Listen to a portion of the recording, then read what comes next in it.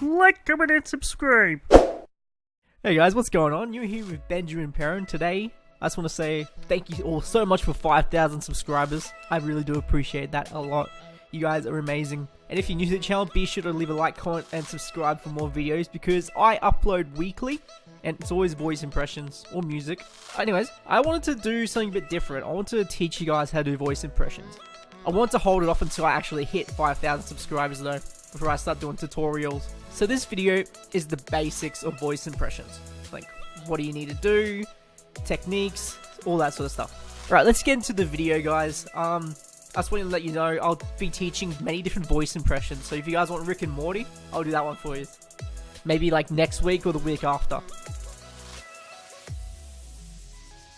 Alright, the first step, guys, is working out what type of voice you have.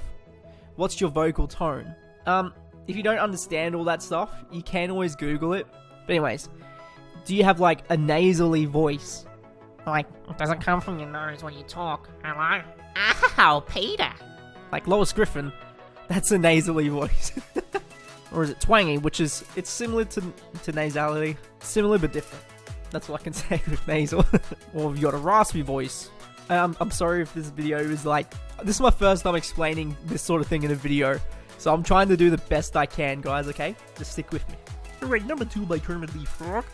You gotta find out your voice. Find out your range. Yeah, finding out your range. That would help you a lot. Like, my voice is pretty high. If you can find out what, like, the highest you can speak is and lowest you can speak. And once you work out your range, it'll make learning voices in between a lot easier. Like, it's not the most important tip, but it'll help you out a lot in the long run. Alright, now let's actually talk about getting into learning voices. You want to learn voices that are comfortable for your voice. Morty, when you do that, Morty. Wubba-ba-dub-dub, Pickle Rick. Like, you don't want to learn voices that come from your throat. Like, you know, Louis Armstrong. Wait, Louis Armstrong? The singer, it's like, and I said to myself, what a wonderful world. That one comes from your throat and that kills. So you want to try and find voices that are really comfortable for you, that suit your range, your voice. So if you're, I'm just going to say now, if you're like, say, 10 years old and your balls haven't dropped, it's going to be hard for you to learn, Arnold, come on, we need to do it now. It's going to be really hard to do this voice. But if you are 10 years old and can do that voice, I'm going to be shocked. But yeah, finding what voices are comfortable for you is a really good tip. Like with me, when I started, because I have a higher voice, I learnt Herbert the Pervert first. Hey, mushrooms. Get a shoe. Anyways, next tip.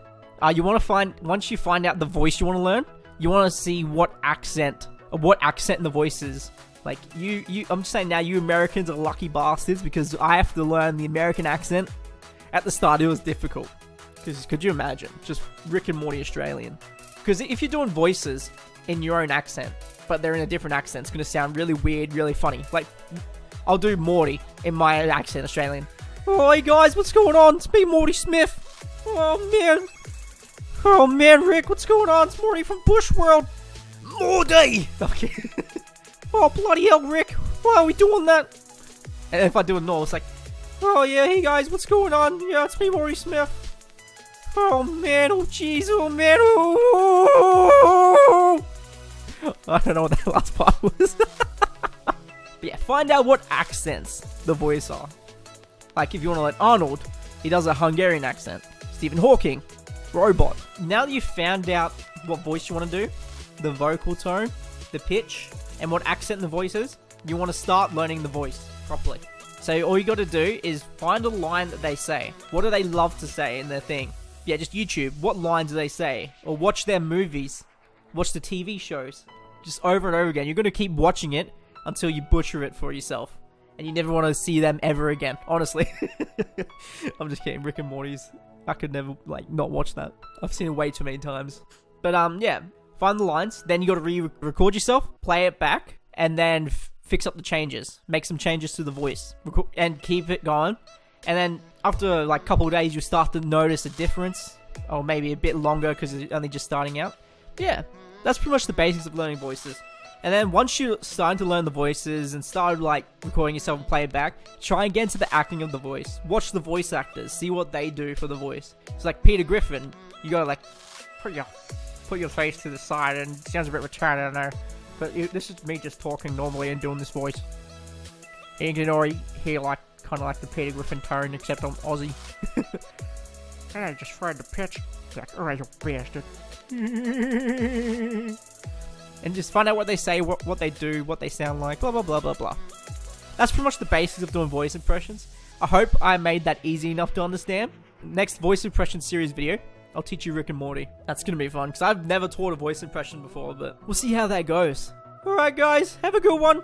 Be sure to leave a like, comment, subscribe for more. Thank you all again so much for 5,000 subscribers. I do appreciate you all so damn much. See you later.